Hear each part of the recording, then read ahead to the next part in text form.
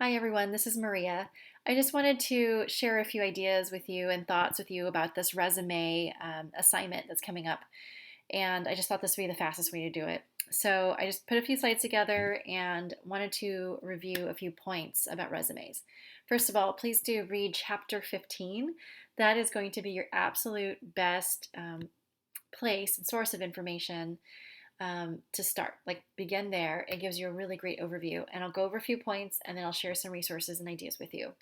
So, one of the things that I think people should think about before they even begin writing the resume. So maybe you don't have one, or you think that yours is not great looking and you kind of want to scrap it and start over. It's just too overwhelming. What I would recommend is don't even worry about that. Get a piece of paper out and just write out your story. And actually, you'll see this mentioned in the book as well. And this is great advice because you can ask yourself a few questions and try to write it out as honestly and clearly as possible. Don't worry about anyone reading it, just do it for yourself. Where have you been? So, what have you been doing up until this point? It could be literally places that you've been, experiences you've had, different jobs, different skill sets you've acquired, things you've learned about yourself. Where are you right now? Clearly, you're in school. And there's some other things going on too. So let's talk about that. And there's reasons why you're in school. So maybe write those down too. I think that's a great place to start thinking about the next part, which is where do you want to be? And that's really important because this helps you to get a focus for your resume. And maybe you're not ready to submit your resume tomorrow, but we want to be prepared in the future. So we want to be thinking about what are we trying to gain, what kind of professional job that you're trying to look for using this resume, and or maybe you are actually going to use it very soon. So that is a good cohesive, just easy, like kind of get your thoughts on paper sort of exercise. And then you can kind of start to see patterns, right? You can start to see like this one experience led to that one experience, and that led to this other interesting job that I ended up with. It just helps you to be able to explain who you are, also, not just on paper, but when you finally get into that interview. Okay, another thing to think about is personal brand, right? So think about yourself and how you want to convey who you are and what your values are. What is your career mission? So, what is like the whole point of you getting this job, or what are you trying to do, or what kind of field are you going into, and for what reason? Value proposition is another interesting thing. So, there's going to be lots of people graduating with very similar degrees and maybe very similar backgrounds to some degree, right? We look on paper, we can see that you've had similar experiences. But you are different than anybody else, right? So, what makes you uniquely you and best suited for this job? So, it could be that you had a very unique, interesting experience doing something in a job that may be actually unrelated in an unrelated field, and you can actually talk about that. That makes you really interesting, right? And also, um, potentially bringing a different skill set or a different point of view that another person wouldn't have. So I really think you need to consider that as you are putting your resume together. Okay, there's lots of ways to make resumes, and if you go on to look in the book, and it also recommends that you go to Canva, and I do recommend canva.com, canva.com. If you just type in resumes in the search box, you will find all kinds of different kinds of resumes. But here are some really basic resumes, some different formats that you're going to see, and maybe you have one of these. Chronological on the left-hand side right here. That is basically just in order of the jobs that you had. Um, you know, Pretty straightforward. Functional has to do more with I want to highlight a particular skill, and it may not be in chronological order, but I want to talk to you about all my teaching experience, or all my experience in childcare, or all my experience in cooking, or something like that. And it might have been all over the place chronologically, but put together, I can show you that I have X number of years or months or whatever in a particular skill set. Okay. Sometimes you want to do both. This combination, which is kind of great. It just should remind you that resumes are for you. Like, you need to pick the very best thing that's going to showcase you in the very, very best way. So sometimes chronological doesn't look good because maybe you do have stuff all over the place, or there's a big gap And I don't want to draw attention to that necessarily, but maybe I want to just add in little bits from the functional, like I have a huge amount of skill set in this particular field. And then maybe you want to put chronological as in the last few years I want to highlight and actually write, like in the most recent years, this is what I've been doing. There's lots of ways to combine these two resume formats together. Okay, so here is another, just a chronological example, just something I pulled off the internet. Um, just shows you a chronological resume. So you got the person's name up here. It's just like super plain. It's nothing very visually interesting at all, but we're just really looking at the information here. Okay, so summary of qualifications. They put that up there. This is an interesting piece right here. Your textbook actually talks about either writing like an objective statement or a summary of qualifications or just kind of an executive level summary at the beginning. This is actually pretty cool. Objectives, I'm starting to see less and less of objective statements like I am here to gain experience in this particular field and I want to do this. There are some times where you might want to use that, but often it sounds very centered on yourself and maybe less of what you can offer a company. And that's who your audience is, right? You're actually talking to the company that's going to hire you. So this is kind of neat, right? So the summary of qualifications. Let's see if I can actually make this just a touch bigger so you can see it perhaps a little bit better. So this has like 3 years of experience in retail management. This is just kind of the higher level points of who this person is. If I was to just kind of summarize all of this, it's right here. So this is important. Okay, and then education. We're going to say that you're going to put the higher level of education up top. Sometimes people put their high school degree down here. If you have several college degrees, associates and up, like I would list those and take out your high school diploma because it's expected that you have one. So take that out. But if you don't have that and maybe you are currently in school right now, so all you have is college and a high school education, you could put whatever year to present and then put what you are working towards and say working towards this degree at PCC. If you have a great GPA, put that in there too. And you can put high school in there. I don't think it's necessary. Unless maybe you just got out of high school and perhaps you were like top of the class and your GPA was pretty good. Dean's List, all that's pretty cool. So it's something to consider. Okay, so professional experience, here we go, and some basic skills that they wanted to add. All right, so the next one is a functional resume. And we have, same thing, they did, well, a career summary looks a little bit different, but kind of the same idea. And they did it by experience, so adult care, child care, and then they did chronologically put in some employment history here. And then, of course, listed their GPA with anything special. So you can, if you are like on a particular honor roll list or something here at the school, definitely put that in there. I think that's important to list. Okay, next, something to think about here about resumes. So it's interesting because when I do this particular assignment with classes, the students want to know like, what do I want? What do you need to see from me? And I'm going to give you some good bullets of information, like pieces that I want to see. But I'm going to tell you right now, like there's no resume police out there.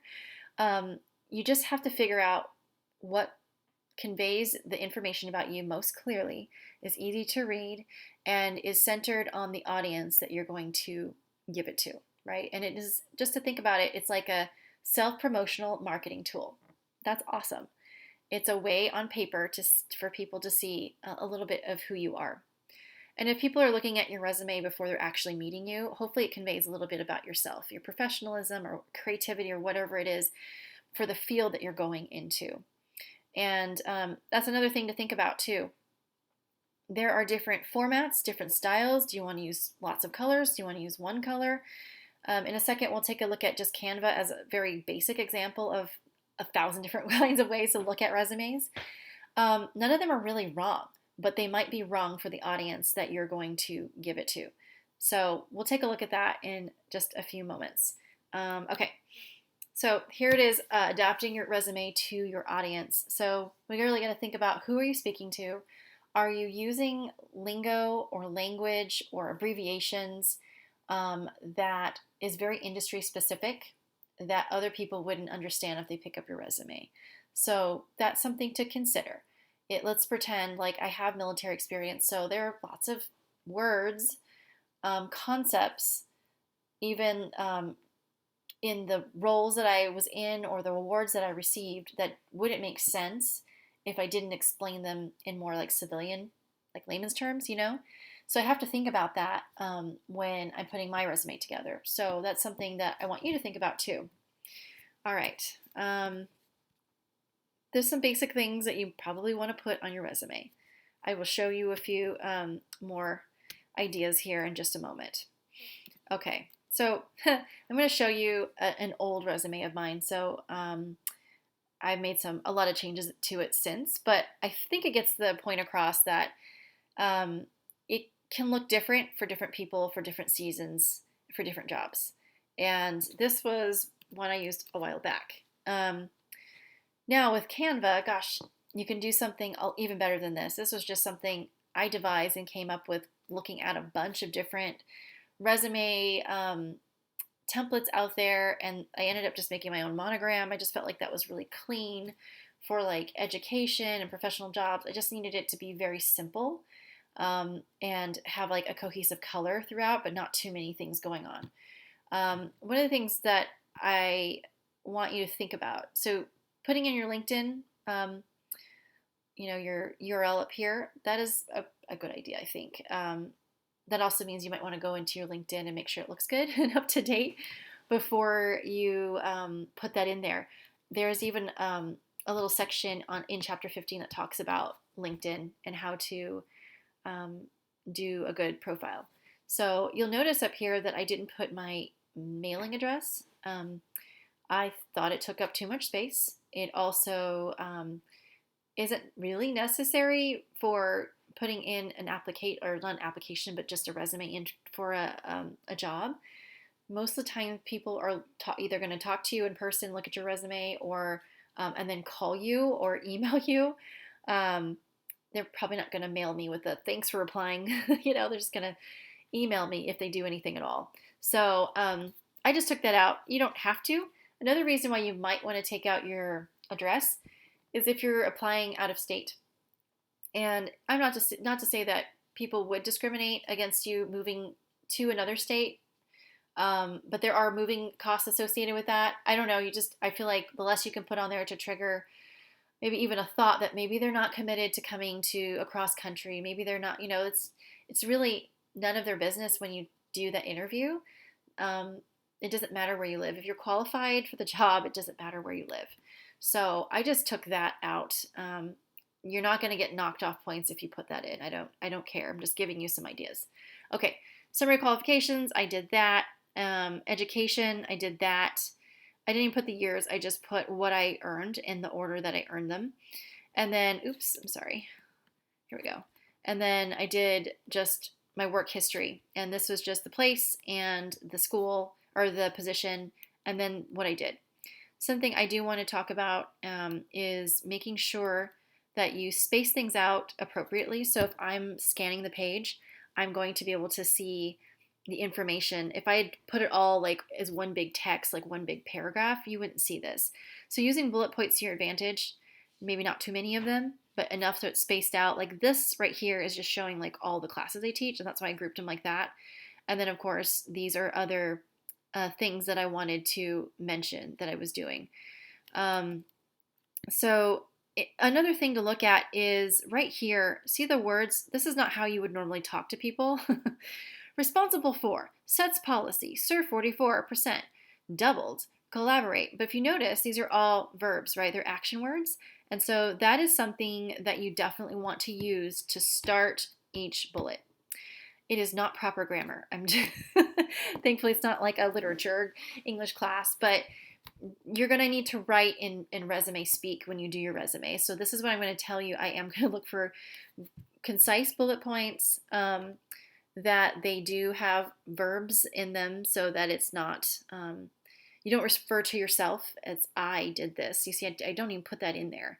It's just filler, it's space. We need to get right to the point so that they can figure out when they're reading your resume, what can this person do for us?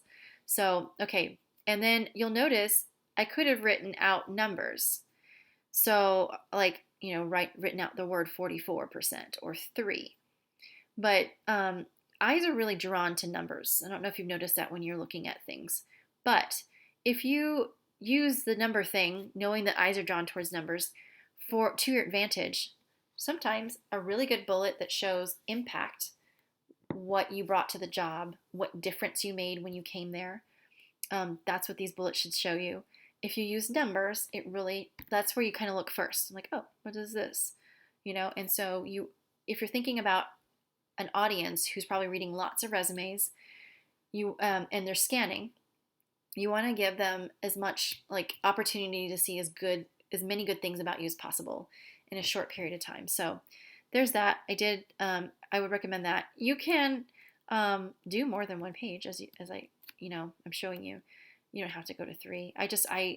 Honestly, now I think I would have probably shortened this to 2. But the 1-page rule, you may have heard that. It's not a hard, fast rule. It really depends on, if the employer is asking for 1 page, then just make 1 page. But if you have 2 pages worth of quality information, then why not? You can put that on there as long as it's taking up at least 3/4 of the next page. So if you just filled in, if page 2 is just kind of going to right here to the top, I would find a way to condense all of it and stick it on 1 page. Okay, so here's what I'm looking for. Make an impression with visual appeal. I don't care whatever you use. If you want to use Canva, I mean, there's tons of free stuff on there. Like, why not? Like, let's use that to our advantage. If you want to do it on Word or something, whatever, that's fine. I would say that just make sure that it looks really professional. 1 page maximum is no longer a rule, so you can just make sure not to do those partial pages. Try to aim for 5 jobs or 10 years experience. This may not apply to you. So do your best. This is kind of a general range of like where I would say to start. I'm not going to knock you off if you haven't had 5 jobs or 10 years of experience. Use that as your guide and then try to fit that to your bill, because maybe you have 20 years of experience and you're taking this class. Let's narrow that down. So if you have way past 10 years and you want to talk about all that stuff, maybe we talk about the big 5 jobs that you've done. So, excuse me, bulleted lists and quantifiable accomplishments. We're going to use action words, use those bullets, make sure to use verbs. Tell people what you've done there, not that you just showed up to work, okay?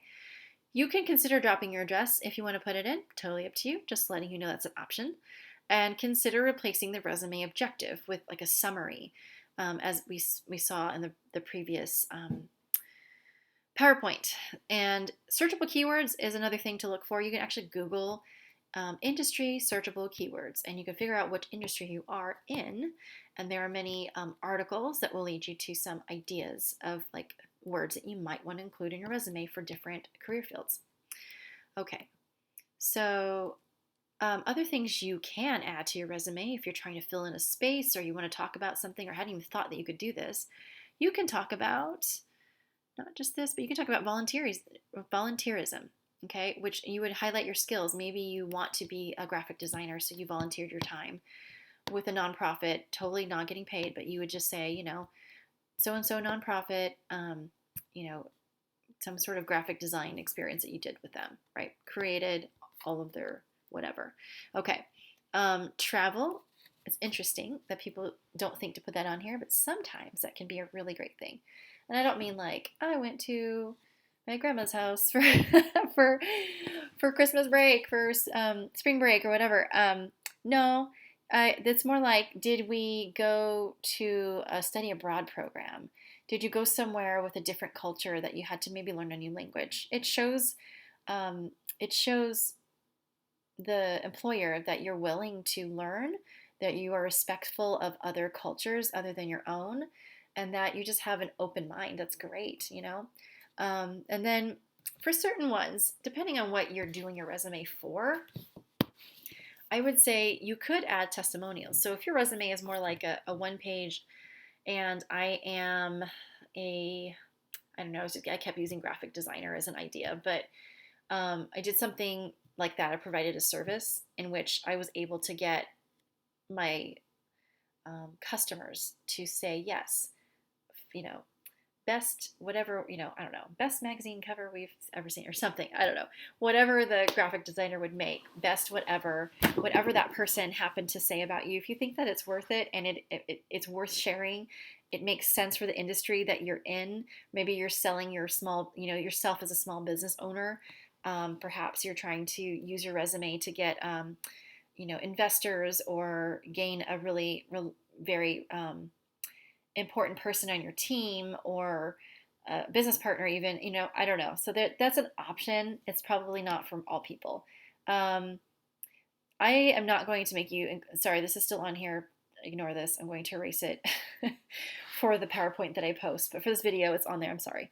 3 professional references. You don't have to list those. There's debate about what to do with references. So usually putting references, the statement, references available upon request. That's kind of an outdated thing. You're probably not going to see that.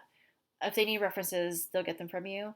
Other school of thought is that you can just put your references on there. If you have really good references, I don't know. I mean, it's almost like name dropping a little bit, like you've worked in the industry, and so you have reliable resource or references. That's one way of saying, yeah, I'm a professional in this field. You could do that with permission of the people you're writing down as a reference. But for this assignment, don't worry about that. However, I do want you to think, do you have 3 professional references? Who would those people be?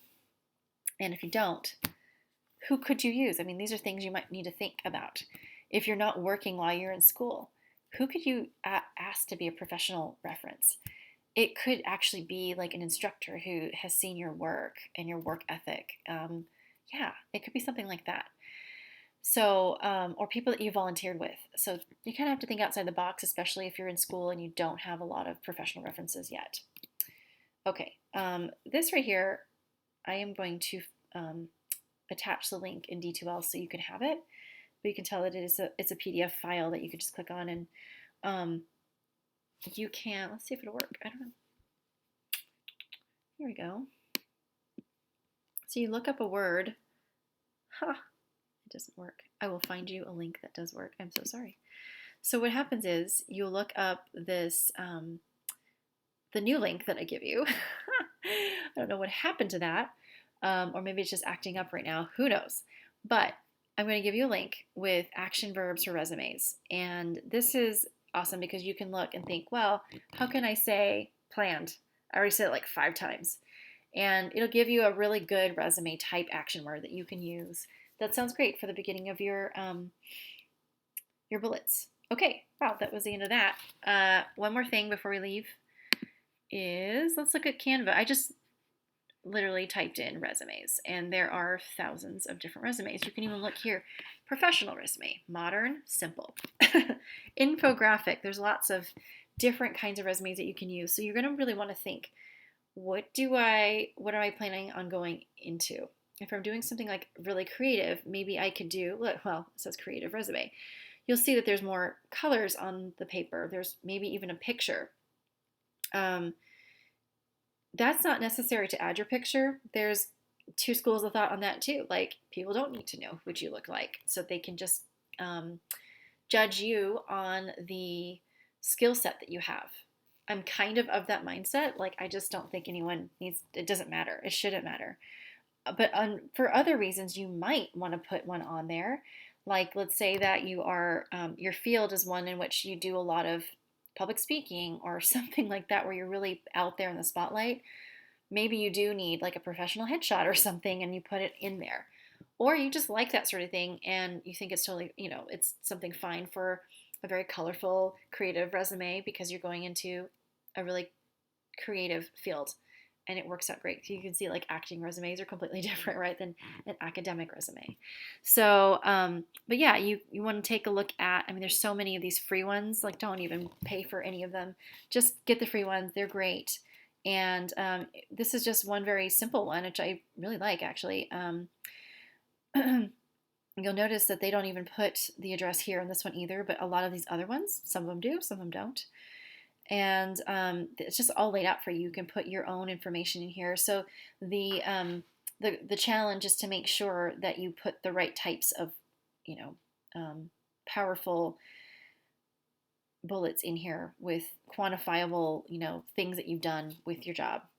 I like this too, that it's kind of pulled out some skills and languages and education over to the side. So anyway, there's all sorts of things to choose from here. That is a great resource for you. And I wish you well on your assignment. I hope you have fun with it.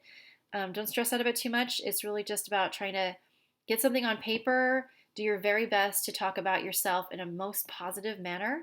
And don't forget that I am going to put a few links in the folder that says resume assignment, and you'll be able to go in there and just check out all the little resources to help you along your way.